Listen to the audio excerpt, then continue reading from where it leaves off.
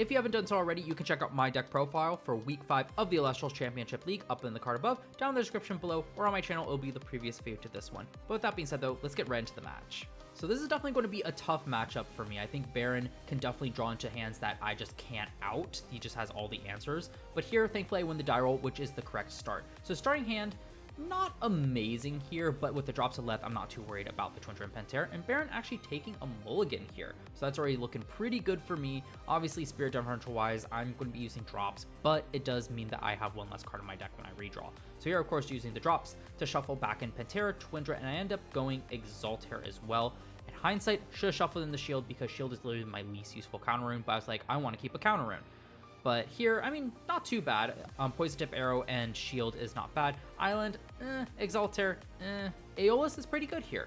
So here I actually think is where I made my first misplay. I decided to channel the Exaltair and just set the 2, because the idea was next turn I can search out something with Aeolus and then next with the Exaltair and put on the pressure, because ideally I should be able to protect the Exaltair. I mean, not ideally, I should be able to protect the Exaltair. It would only be double Thunderstorm that would prevent that. But here Baron goes Astrabbit. And I end up Poison Tip Arrow because that's like every time I see an Astro, like Poison Tip Arrow if I can, just to keep it off the board, because now I'm not having to rely on the Sorely. But what I was going to say is why I think this is a misplay is I think I really should have gone really aggressive here, played out the Aeolus with 4 Spirits, searched out the Hydrake, and just set up the Hydrake right away and leave the Aeolus on board. If he ends up Thunderstorming, so be it. It's keeping off the counter runes with the Thunderstorm, or I get another search. And here Ambrosia is not it. And also the reason why I could do that is I can get a search before Baron can potentially Pandora's box. But Ambrosia is not the draw here because I just need something more proactive. I don't really need my spirits right now. I need cards to do stuff with my spirits. So here I go 3 spirits on Aeolus because this turn I decide to just search out.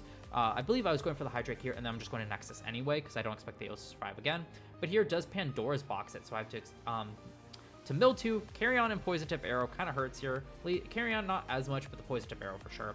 So here just Nexus Burn Baron for 2, hit in, so at least Exaltair is being able to pressure, but I had to expend, and my other drops is not it either. I really just need cards to do stuff, but at least with drops, I can shuffle back in. I just don't really want to use the Spirits. Laurel, fantastic counter to Exaltair, allowing Baron to get the pressure back on board. So he goes Astrabbit, being able to look at top 3, throws in an attack just to say either you use your counter rune or I poke in. Understandable. With another Poison Tip Arrow, it is what it is. Here I take it because I don't want to shield it back. I don't want to give Baron more card advantage. Draw into the Arrow Mare. Thank goodness. So I have Elestrals on board. It can deal with this Astrabbit, and I just go for it. Fortunately, Baron does have the shield here, so keeping up on that board presence. Not ideal, but it is what it is. So here, Baron throws out the Spark Hit. So we'll be able to start sniping. So I'm assuming he's got Nexus Bank here, and he does triple Spirits onto the Zeus to be able to Nexus here. And here I was thinking that he might want to go all in and move 2 searches, but instead he just moves 1 to the Spark It, which I was a bit surprised about. They didn't move it to Astrabbit to start doing the searches. But here, I revealed the hand, and last thing I really wanted to snipe is the Air Mirror because then I'm relying on drawing in, but the drops, at least I have it. I just don't really want to use the Spirits.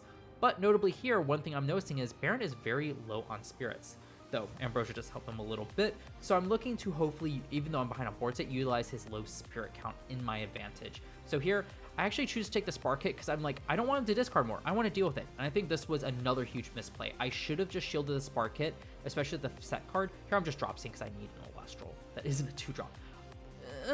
Twindra, I would rather not have it. Laurel's is good, Pegasus is fine. But here's a perfect example. If I just shielded here, I could have gained board advantage. Snipe the Zeus, is Spark Hit really doing much? Sure, he could have been able to attack over it, but with such low spirits, again, it just kind of puts more pressure on Spirit deck. So I think that was a huge miss by me here. And I even said in my profile about shielding Spark Hits is probably one of the better targets. But alas, that's not what I ended up doing, and I got punished for it. Thunderstorm on the shield, so I can't even do it now. Hits in for the 1, and with the Rice Throws, I just can't aggress. So I end up, I know it goes, I'm thinking here, but I end up just saying, let's go to game 2, because I can't attack. Exaltair doesn't stand up to anything. At least if it's a Sorlet, I could probably sit on the body, but the Twindra in hand, yeah, no. And I'm at too low Spirit count at this point, so yeah, I just call game 2 here. And that's what we're moving on to. So getting into game 2 here, of course, I choose to go first. Neither one of us side because I still think my deck can work fine. I think last game, I was thinking that my variance was bad. Here, of course, I drops because I don't need all these Elestrals and an Ambrosia, but I keep the Hydrake, hoping for some good stuff. But I chose not to because I thought my deck could still work. It's just variance was bad last game. In hindsight, I definitely very much misplayed it.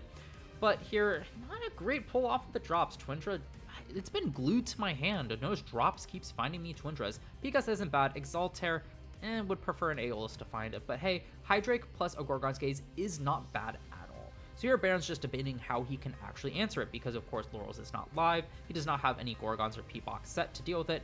so he's just trying to decide what he wants to do. So he throws out the Elechick, and I Gorgon Skates that because I want to keep him off card advantage, because again, as I said in my deck profile, keeping off card advantage and then forcing him just to kind of use cards and spirits. So pretty much I just hope to whittle him out of cards and spirits, because I've noticed he has not been playing any sort of draw power in his deck, just those search cards.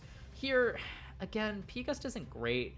I mean, at least he keeps it off of runes, but it requires the Hydrake to crash, so I figure it's at least the best play I can do. It's the best play I can make. Twindra Special End is Ascend is definitely not the play here. But here, so I try to crash Hydrake, hoping he has Gorgons or Box to deal with it, but instead it's a shield, which kind of stinks because that means it gives Baron priority. P-Gust can't hit over the Elechick, obviously, so it passes priority over to Baron, which hurts here, because again, I want to try to be ahead, and especially here with the Rice Roast, what it means is now I cannot answer. I need to top deck a Laurels here to deal with the Rice Roast so I can try to crash.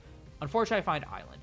So here I'm just trying to figure out what I want to do. I can throw down P-Gust and pop the back row, but I kind of just need to deal with the Elechick here. So I figure my best place to throw out the Hydrake that way, and the Island, because it could be a Pandora's Box, it could be a Gorgon's Gaze, in which case I wouldn't even be able to ascend into the Twindra, even if he did crash. So I decided I just hope he doesn't have a way to deal with Island, and he won't, and he's kind of forced to hit into the Hydrake or something, or he can't deal with it. But unfortunately, he has the perfect answer, the Galvanometer. He didn't have the Zeus we kind of saw, so I wasn't crashing anyway.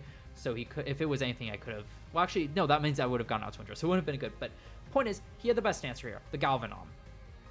I just can't do anything against this board now. I mean, he can pop whatever I throw down. I don't have a way to deal with the Rice Roast. I really, again, needed Laurels here, and probably like another Hydrake or a Sorlet at this point. So then he throws out Spark Hit. I just say GG at that point. I'm too far behind on board presence. The Galvanom plus the Rice Roast is pretty much just a death sentence for this deck. With me not having a back row to answer the Galvanom on cast, me not having at least one Laurels in hands. I just didn't have it. And I really feel like game 2, Baron pretty much had all the responses he needed. He had a really good control hand, while I just didn't have what I needed. My draws were very subpar. I had the starting bits, but I really didn't get that carry through. I just had a lot of kind of just a muddled up hand there, which really is frustrating. I know at the time, again, I thought both games I just got unlucky, and not even unlucky, I just didn't get lucky, because my mindset, again, going into this match, I feel like I've elaborated on this a little bit before, was I recognized that I was in, it was a bad matchup. I don't think I was favored to win, so I was trying to build the best strategy and just hope I would get a bit lucky to push it. And I felt like in game 1 I wasn't. In game 2 I definitely think I wasn't, just looking at Baron's hand. But yeah, the point I was trying to get at is I was very frustrated after these 2 games, because I felt like I didn't get to show off what my deck did, because I did think I prepared very well for this matchup, even though it wasn't favorable. So it kind of sucks feeling like I was dealt a bad hand from the very beginning. But I also chose win, so can't complain too much. I also wanted to clarify, even though I'm talking about variance going against me, this is not to discredit Baron as a player at all. Baron played it beautifully. He capitalized on what his deck could do, how it could control my deck, and played it to a T. And that is the other reason why I knew I kind of had to get a bit lucky here, or maybe Baron get a bit unlucky, because I knew if Baron would play it so well that I couldn't even rely on maybe a difference in player skill to leverage a win. And I mean, frankly, that's the way I would definitely prefer it here. It doesn't necessarily feel good when you know you're winning because you're just more experienced, and it just sometimes feels like bullying here. So though in this case Baron kind of did bully me, but jokes aside, kudos to Baron. He did a great job in this game.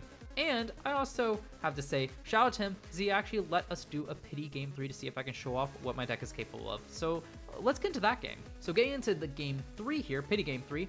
Again, not the best hand, but I do have Aeolus. Sorlet, I'm happy to see.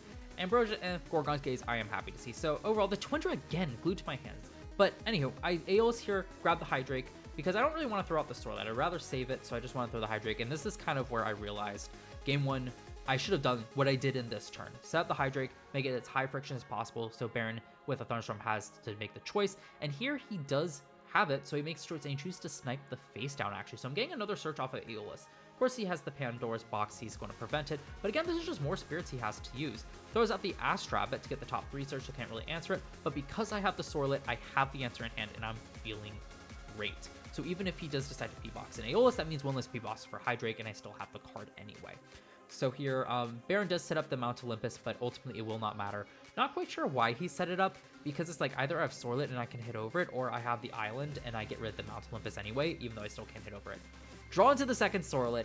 Feeling wonderful. Throughout the Sorlet does get Gorgon's Gaze. I figured let's just see if he has it first. End up just Ambrosiaing to recover too, because there's no reason to hold it here. Because like even if he does have Spark Hit to snipe, he's going to probably not snipe the Ambrosia anyway. So here I just use it before Baron can snipe it as well. I figure there's no reason to leave it out. Let me just get the value here to make sure I can hit with cards in hand. And I just pass because of course I can't hit over the 6 defense Astrobit since Sorlet was negated.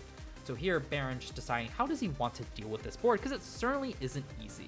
So after a bit of thinking, Baron chooses to set one, and then kind of just again stalling a bit to figure out what does he want to do here. And ultimately what he decides to do is, yep, here we go, throw out the Toxicon, burn me for one, pretty good to kind of just still deal me some spirit damage, and just crash the Sorlet. Completely understandable to keep it off.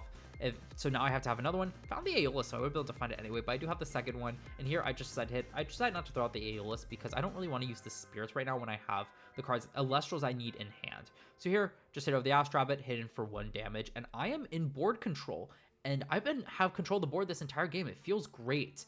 Another Toxicon, be able to expend one, so still doing some damage, crash the Sorlet. By this point, Sorlet's done what he needs to. So here I just decide, here I'm debating, oh, I almost threw out the Hydrake as well, but then I'm debating like, is there something else I can do here? And ultimately what I opt to do here is actually play the Aeolus, and then full 4 spirits, not because I'm going to plan to search 2, but because I'm searching out the Exaltair, because with no Elestrals on board, 1 back row, which I'm wondering if he might want to save for Hydrake, I just want to throw out the Exaltair here, because if I throw this out, I am putting on so much pressure with Baron, and as you'll see here, burn him for 2, actually throw out the island here just to make these a bit beefier and to keep him off his Mount Olympus, just again making it hard to deal with. He does shield the Exaltair, but Exaltair kind of accomplished what it does. It keeps another threat off board, so the Hydrake's still a threat into the Twindra, because Exaltair is a bit more of a bigger threat, but now since he has a shield it, I still can throw it back out and Nexus and burn him for more spirits. Again, I just put on that pressure, kind of force him to respond, and now he's no Elestrals, which kind of hurts. Or at least presumably no Elestrals, I mean expend to draw. And here, this is just game. I was able to put up enough pressure that I was able to do what I had hoped to. Move the Spirit to Hydrake, burn him for 2, and now I hit in for 3. And there's not much Baron can do, especially with that hand. He had altars, but even if he did have something, it would have cost him all his spirits regardless, because like Poison Tip Arrow and the Shield of Achilles would still cost him the 2 spirits anyway. So regardless, it was just kind of checkmate here. And as you can see, Baron had the 3rd Toxicon. Riceros couldn't play because I was always ahead. And Jolton, strong card, but could search out his Mount Olympus, but I think he got it a bit too late. And thus, Game 3 went to me. Seems poetic that Game 3 I was able to get off what my deck had envisioned. Some good variants there for me, and definitely Baron got a bit unlucky with the cards he got. Again, that's kind of what I knew I had to leverage, was hope he just didn't draw the answer to everything.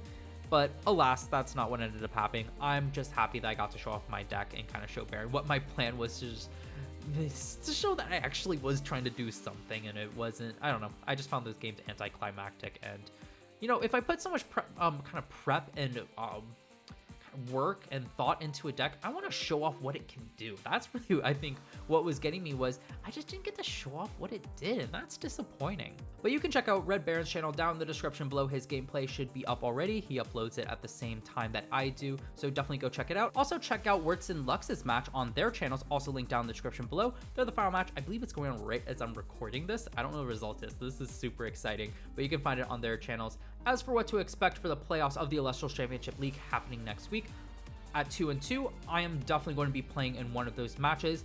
Which match I'll be playing, whether it's 1st and 2nd or 3rd and 4th, will fully depend on the results of Wirtz and Lux game.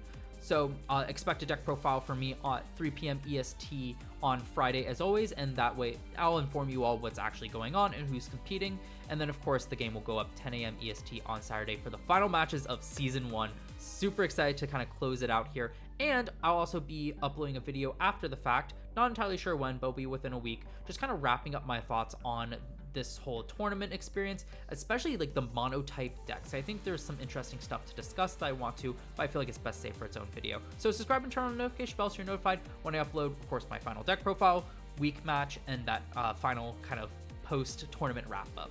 But with that being said though, look forward to more content coming out real soon.